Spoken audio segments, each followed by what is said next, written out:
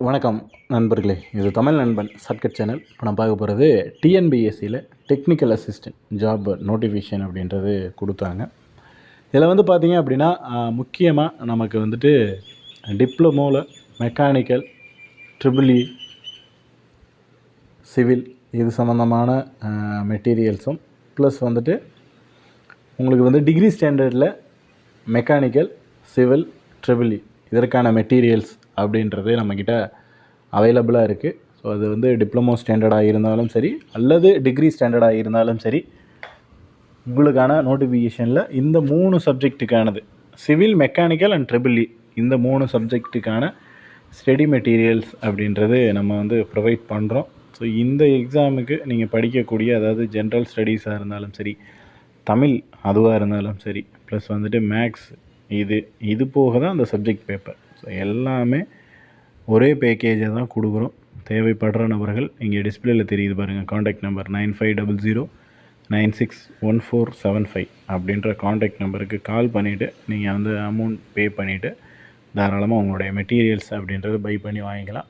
முழுக்க சிலபஸை கவர் பண்ணி சிலபஸை பேஸ் பண்ணி எடுத்துருக்கக்கூடிய ஒரு மெட்டீரியல். ஸோ அதனால் நம்ம இதை மட்டும் பார்த்தாலே போதும். இதை தாண்டி எக்ஸஸாக ஏதாவது படிக்கணுமா அப்படின்னா கண்டிப்பாக கிடையாது. ஸோ இதை மட்டும் படித்தாலே உங்களால் ஒரு நல்ல ஹை ரேஞ்சில் மார்க் வந்து ஸ்கோர் பண்ண முடியும் அப்படின்றதுல எந்த ஒரு சந்தேகமும் இல்லை.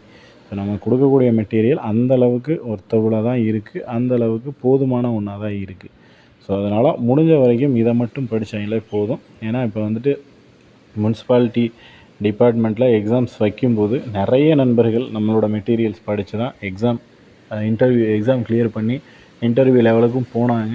ஸோ நிறைய பேருக்கு ஜாப் ஆப்பர்ச்சுனிட்டி அப்படின்றது கிடைக்க போகுது. ஏன்னா அது வந்து நம்மளோட மெட்டீரியல்ஸ் அப்படின்னு யூஸ் பண்ணி தான் மேக்ஸிமம் மெம்பர்ஸ் போக போகிறாங்க. அதனால் நீங்களும் வந்துட்டு இந்த டிஎன்பிஎஸ்சி பொறுத்தளவுக்கு நம்ம கொடுக்கக்கூடிய மெட்டீரியல் ஓரளவுக்கு ஒரு 99% நம்மளோட சிலபஸ் மட்டும் பார்த்தாலே போதும். ஏன்னா சிலபஸில் இருக்கிற எல்லா டாப்பிக்குமே, அனைத்து டாப்பிக்குமே அதில் வந்துடும். இதை தாண்டி நீங்கள் வெளியில் ஏதாவது ஒரு புக்கை ரெஃபர் பண்ணணும், இல்லை வேறு ஏதாவது புக்ஸ் படிக்கணும் அப்படின்றதெல்லாம் எதுவும் இல்லை. ஏன்னா எவ்வளோ மார்க்குக்கு எக்ஸாம்ஸ் எழுதுறீங்களோ அவ்வளோ மார்க்குமே நம்ம மெட்டீரியல் அப்படின்றத ப்ரொவைட் பண்ணிடுவோம். ஸோ அதனால் இதை மட்டும் பார்த்தாலே போதும்.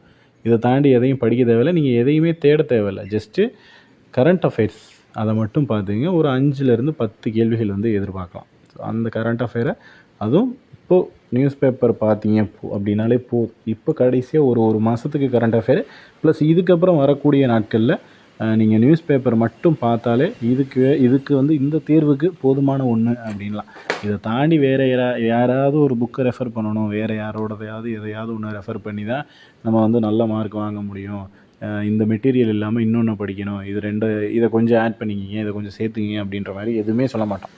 ஏன்னா A to Z Tamil eligibility test முதற்கொண்டு உங்களுக்கு ஜென்ரல் ஸ்டடீஸு, மேக்ஸு எல்லாமே வந்து இதிலேயே வந்துடும். இதை தாண்டி நீங்கள் எதையுமே பார்க்க தேவையில்லை. நம்ம கொடுக்குறத மட்டும் A to Z படிச்சிங்க அப்படின்னா கண்டிப்பாக அதிலேயே வேலைக்கு போகிறதுக்கான அனைத்து மதிப்பெண்களும் நம்ம கொடுக்குற மெட்டீரியல்லே இருக்குது. ஸோ அதனால் இதை ஃபுல்ஃபில்லாக படிச்சிங்க அப்படின்னாலே நம்மளால் வந்து நல்லா ஸ்கோர் பண்ண முடியும், நல்ல மார்க் வாங்க முடியும் அப்படிங்கிறதுல எந்த சந்தேகமும் இல்லை. ஏன்னா முனிசிபாலிட்டியில் மேக்ஸிமம் பார்த்தீங்க அப்படின்னா 1-2 மதிப்பெண்களில் நிறைய பேர் வந்து வெளியில் போயிருக்கிறதுக்கான வாய்ப்புகள் அப்படின்றது இருக்குது. ஸோ ரொம்ப மார்ஜினில் ஒரு 1/2 மார்க், 1 மார்க், 2 மார்க் அப்படின்னு நிறைய பேர் வந்து வெளில போயிருப்பீங்க, அது உள்ளே கிடைக்காம இருந்திருக்கும். ஸோ அந்த மாதிரி இருக்கிற கேண்டிடேட்ஸ்க்கெல்லாம் வந்து இது மிகப்பெரிய ஒரு வரப்பிரசாதம் அப்படின்னே சொல்லலாம். ஏன்னா அந்த இதில் கிடைக்கல அப்படின்னா இதில் வந்துட்டு நமக்கு கம்பல்சரி கிடைக்கும். ஏன்னா நம்ம போட்ட எஃபர்ட்லேருந்து கொஞ்சம் இன்னும் முன்னாடி போட்ட எஃபர்ட்டுக்கும் இப்போ போடுற எஃபர்ட்டுக்கும் ரொம்ப பெரிய வித்தியாசம் இல்லை.